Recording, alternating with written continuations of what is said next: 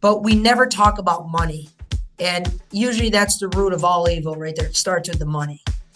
And then next would be the pride. And if you can really temper those two things, you're really in the best position. I mean, who wouldn't want to work with your family? I mean, unless you just hate your family, and then I think maybe there's another issue that needs to be resolved. If you want to go fast, you go alone. But if you want to go far, you have to go as a team.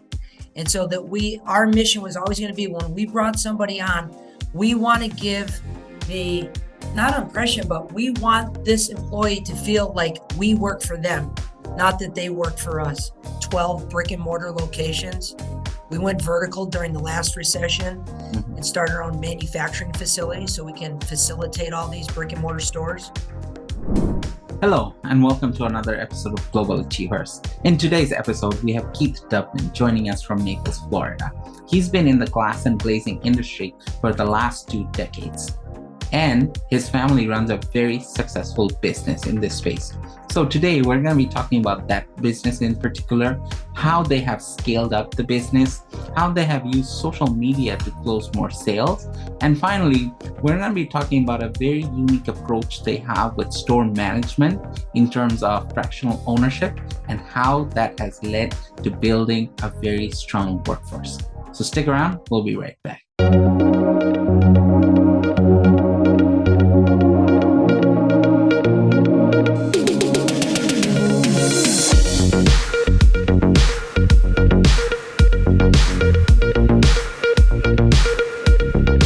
Hello, and welcome back. We have Keith joining us today. Keith, how are you today? Man, if I was doing any better, it'd be a sin.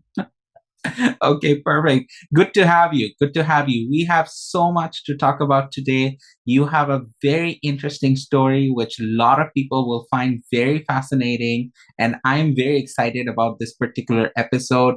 So let's get started. Let's go all the way back to 1989. And you were 12 years old. I'm the older sibling of Bill and Donna Daupman from Western Massachusetts. Like you said, 1989. Grew up in a very blue collar town.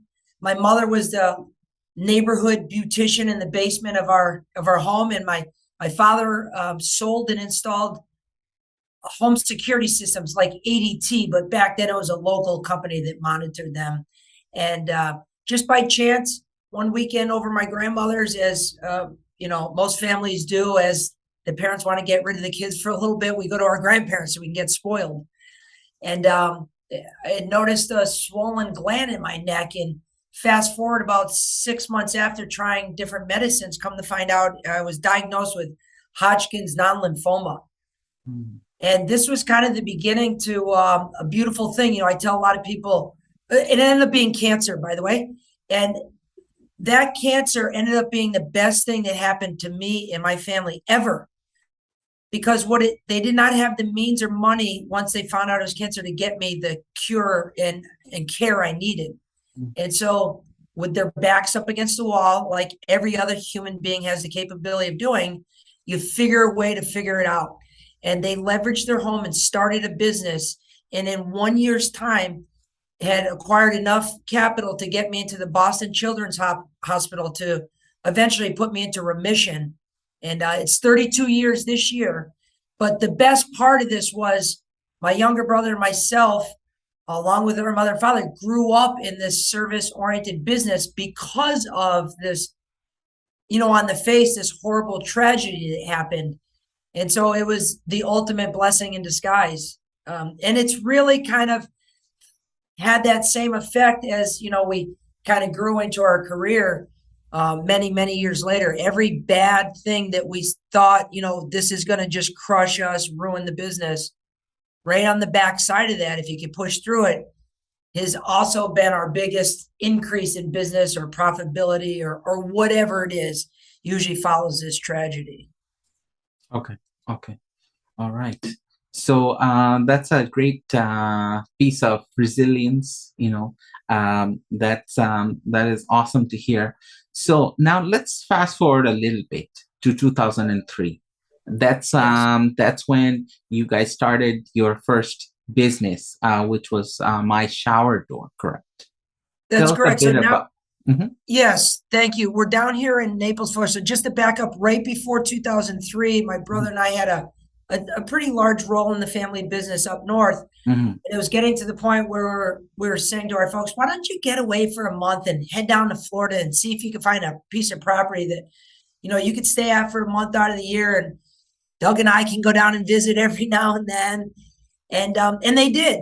And they came back and we handled the business. And that following summer, my brother and I came down for the first time. We left Florida and came down to a place called Naples, Florida. And we were starstruck. I mean, we hadn't seen or felt this type of wealth ever. And we went back and said, you know, we'd really like you guys to sell your business, the one that saved my life, and your home and the building and retire. And Doug and I want to repackage what we learned and open up down here in Naples, Florida. And that was 2003. And it's really been going up ever since, so we're in the Southwest Florida corridor. And down here, there's a shortage of craftsmanship and skilled labor. And mhm, so we put a high emphasis on soft skills and professionalism and hard work. And we really, really try and spread that throughout the entire culture of the company. And so that all began in 2003 and has really hasn't stopped growing since. We have now 12 brick and mortar locations. We went vertical during the last recession mhm, and started our own manufacturing facility so we can facilitate all these brick and mortar stores. mhm. And now we've started, another branch called My Architectural Glass, which is just a play on the current customer base we have now, Mhm, provide some other high-end products that we can produce in our factory. mhm. But Awesome. Mhm, uh, a lot of the challenges that we face here as entrepreneurs now in our career, I go back to when I was young and thinking this is the worst possible scenario for me as a 12-year-old. Actually, what wasn't the worst part was knowing that I had cancer. 12, 13 years old, we start chasing different things and our friends are doing different things and we want to be a part of that. And to be an outcast because, you're losing all your hair from the treatments, for me was probably the worst case scenario. And so to be able to, be humble enough, and I think it's important for entrepreneurs to be humble and to take a lot of advice, not only get advice, but use it. And I can actively remember hearing a lot of that when I was either in the hospital or talking to people that were also cancer survivors when I was battling this. And a lot of those same mental aspects that you had to use back then are really no different when you think, people's biggest problems are the biggest problems. So when you think your business is going down because of whatever, it's probably the same mindset that I had when I was thinking about losing my hair, because again, your biggest problem is your biggest problem. And so the question becomes, how do you deal with it? Okay, awesome. Very fascinating. So I'm really interested to know about how you scaled up the business over the years because, it's been, 2 decades or so, right? And there have been a lot of economic challenges. There have been other challenges as well, I'm sure, right? So during those times, how did you scale up the business? So right from the get-go, my brother, father, and myself had a vision to scale this eventually, but we knew it was going to take time. If you want to go fast, you go alone, but if you want to go far, you have to go as a team. And so that our mission was always going to be when we brought somebody on, we want to give the not impression, but we want this employee to feel like we work for them, not that they work for us. And this empathetic approach to giving, and giving all the tools necessary and training necessary for these people to succeed has been really the recipe, not only for our culture, but to be able to scale. Even on the micro level, when you hear a lot of owners say, I can't get people to work like I do, they can't do this. Well, no shit, they don't get paid the same.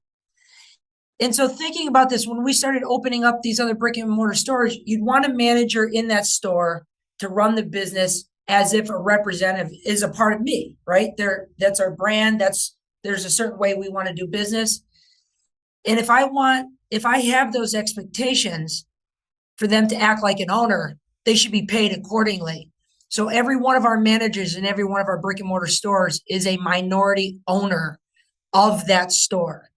And we've started using these minority shares and giving equity stakes in these companies or these different stores to legacy employees, people that want to be here for the long haul. Because if you want them to treat the business like it's their own, it would stand to reason that maybe they should have some of it. And so that's really the model that we've taken, and it's worked wonders for us. You know, we have very, very low turnover, which most people don't know is a silent killer in most businesses. If the culture's not good and there's a lot of turnover, that means you're spending a lot of resources and time training. And usually during training, there's a lot of mistakes. And so when you can kind of alleviate that turnover, you're capturing a lot more of the bottom line that you can then spread out to everyone else and keep everyone happy. And then so goes the cycle. But it's also important not to be an absentee owner.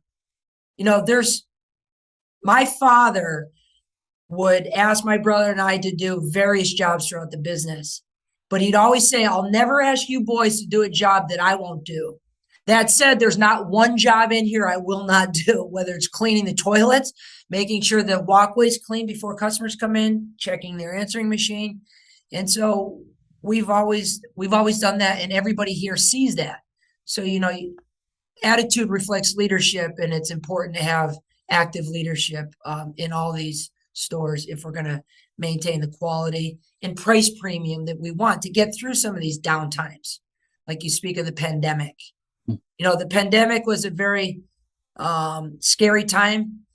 And for most people, the fear of the unknown is a massive stressor. So now put yourself, you've been here a year, you're making some good money, you just bought a house, got married, maybe you're starting a family, and all of a sudden we can't go to work for 45 days. Like, they're crippled. Not only the person that works here, but their spouse, and that affects so much of their life. And so during that time frame, we paid everybody to stay at home for 45 days. And that was a massive strain on the company's cash flow. However, when we came back out of that 45 days, the employees were ready to run through fire.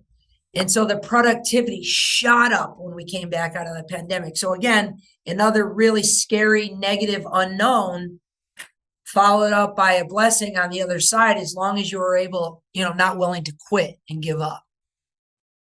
And so scaling the business is really about culture. If you hear owners say, I can't find anybody to work right now, it's no, you just can't find anybody to work for you, because you're probably treating your people like shit. And so if you can't look yourself in the mirror and be humble enough to say, I work for you, not you work for me, you're not going to get you can only take the business so far, because people are going to get fed up and they're going to leave. And then sound goes the downward spiral. Excellent. The key to scale is definitely a culture. Yeah. Excellent. That's a very good strategy in terms of offering ownership, so that they feel, as you said, feel like owners as opposed to working for someone as an employee, right? So that's perfect. So few different things. What you said really resonated with me, and I want to explore a little further, right? So one of the things that you said was that the family business aspect, or the dynamics of working with family. A lot of businesses fail, or they fail to scale because there's some kind of situation happening between the family members, arguments, this and that, so many different things. So in your business, how have you been able to mitigate that? Yeah, you're spot on. I mean, we hear it all the time. How do you guys deal with each other? Especially if you've seen any of my social media, I have an interesting personality. My brother is polar opposite of me. He's kind of an introvert. And then our father's kind of the referee in between. But when we all started, we all kind of had our own special set of skills. At the time I was installing, my brother was more sales, and my father was just he knew how to get things done and very organized. The paperwork, the insurance is the back end of the business. But we all said, we're not going to micromanage each other, and never will we talk about pay. Everything's being split in thirds. So whether Keith's got 2 long days of installing and Doug got to get out early because he had sales, there's not going to be this animosity going back and forth, because it's going to be incumbent upon each one of us to take our area of the business and build it up as big and strong as possible. And if I have to worry about focusing on what he's doing, then it's impossible for me to achieve my task. And I would say that's probably one of the hardest things for most entrepreneurs, especially family members working with other family members, is getting over the pride. They say that pride goeth before the fall, and pride's a dangerous thing, especially if you can't temper it, because it really clouds your decision making for what's best for everyone. And so if you're starting a business and you have intentions of scaling it, and more importantly, you're with your family doing it, which, by the way, is an absolute blessing to work with my family. Now, I don't work with them. I don't rub elbows every day, but we're all involved in the business. And so when we're out and about, we always talk business, and it's a blessing because I don't know how long any one of us is going to be here for. And so it's always good to, keep that gratitude in the back. But, we have our discussions, and they're short-lived and we move on, but we never talk about money. And usually that's the root of all evil right there. It starts with the money. And then next would be the pride. And if you can really temper those two things, you're really in the best position. I mean, who wouldn't want to work with your family? I mean, unless you just hate your family, and then I think maybe there's another issue that needs to be resolved, right? Yeah, absolutely. Absolutely. I wholeheartedly agree with you. So speaking of working together, I wanted to understand your mindset when it comes to recruiting people, because as you said that the store managers have a piece of the company, right? So the thing is that how do you go about recruiting these people? And, not only in terms of skill set and culture fit, but what are some of the other things that you look for? Absolutely. And that's constantly evolving. I'll tell you, the last 4 years, because of the social media, there's actually some different criteria that I start looking for now when I'm personally interviewing somebody, which isn't as often as it used to be. We actually have a whole team dedicated for that now.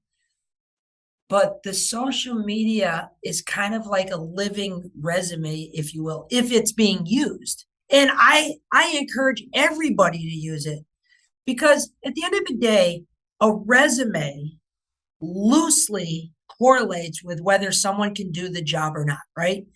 Because if the resume was the end all be all, we'd never have a bad hire.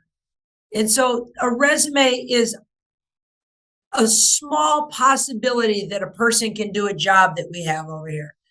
Whereas if I see you on social media, I can see how you interact. I can see how committed you are to whatever it is, goods or services you're currently providing.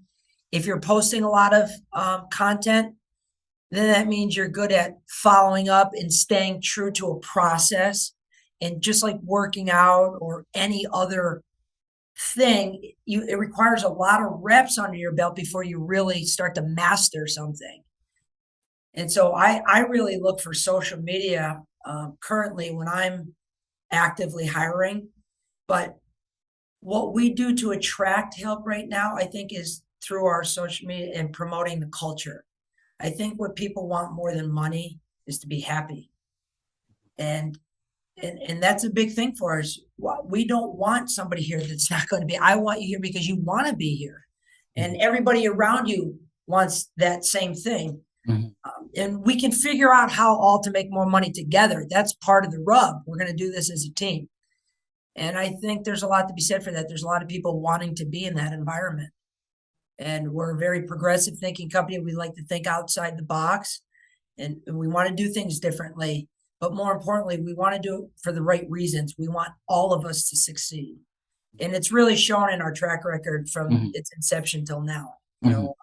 Have over 185 employees. In our manufacturing facility, we have one of the lowest turnover rates in the state of Florida. And in manufacturing, it's typically a high turnover area. Okay. And so I'm actively looking through social media when looking and seeking to fill new positions. Okay. All right. Perfect. So My understanding is that you oversee social media, marketing, and sales, correct? Okay. So speaking of sales, I know that last time when we discussed, it was around 36 mil last year, correct? We'll finish this year at 36 mil, which is We'll up finish. Okay. considerably from last year. Yeah. Okay. Awesome. All right. Perfect. So speaking of leveraging social media for marketing and such, what is your strategy? Okay, well, so that's evolved as well. So I'm going to go back 3.5, almost 4 years when I started following a guy named Gary V. Hopefully you know who he is, Gary Vaynerchuk. He preaches empathy. The guy's, in my eyes, he's just a genius. He gets it, and the way he delivered it's very digestible. We started with just one post a day. Actually, I started one post a week, and I was petrified. I mean, oh man, do we judge yourself? You know, the selfie's got to be right, the hair's got to be right. And the fact of the matter is, that's really not the case. It's the consistency. And so I started doing this slow drip. I graduated from 1 day a week. Then I was doing 3 days a week. And you start feeling, oh my God, I'm being greedy. You know, I'm consuming too much of the social media space. And it's just, think about the last time you were on social media. How quick do you thumb through a million posts? So when you're debating whether I should do a piece of content right now, even though I just did one, if some is good, more is better, because people are consuming it at a hyper fast speed. So I graduated from 1 piece a week to 3 pieces a week while continuing to add connections in my immediate area through LinkedIn. I liked LinkedIn out of the gate because I was able to filter and target the people. So in our industry, somebody that gives us work in perpetuity would be like a contractor, maybe a designer, a tile setter that's looking for a shower door or a wine cellar. So I started targeting those people in my immediate area, and then I started gradually going until I got them all within a 200-mile radius. Then I went to other people, realtors, and I kind of had this pyramid of people that I wanted to touch. Then I started generating campaigns that were going every 2 weeks. 1 week was shower doors, next week was wine cellars, third week was our third product. And in each one of those, I started attaching links that would bring them to our website, but they were tagged. So I knew which people were coming to the website. They were wine people, they were shower door people. And now I can really start honing in that funnel. And over the years, obviously, we've made many more advancements to that, but that's really the premise. And the social media works because A, you can target who you're looking to do business with, and two, you can cast such a wide net at really no cost other than your time, which is an important commodity, you know, arguably the most important commodity. But that's the whole reason why we're kind of doing this. And then the kind of the secondary benefit from the social media that I found probably in the last year is in sales. It's been, I think, said many times, maybe Dale Carnegie and Tim Robbins and all these people, that you have to touch a potential new client, I think on average 5 to 7 times before you can build enough rapport to lead to trust to do business. Well, right now I'm currently doing 3 posts a day, 5 days a week. Okay. So that's 15 posts. And we just said you need 5 to 7 touches before you can start to build some rapport. Well, if you look at all my sales appointments I've gone on over the last year, it's like 85% closing rate on first touch. Now, I'm not doing anything magic. I wish I could tell you I'm doing something magical when I get to there on that appointment. But what's happening is I'm getting those innocuous touches all through the week. So I don't have to waste time on these first 3, 4, 5 meetings, just kind of bullshitting, getting to know each other. You're getting these subliminal touches through the social media. So when asked a lot of times, how are you monetizing your social media? Well, there's a lot of ways to do that. But the biggest benefit is I don't have to go to someone's house 3, 4, 5 times just so they feel comfortable with me. They're able to recognize that they have a problem. They saw through my social media.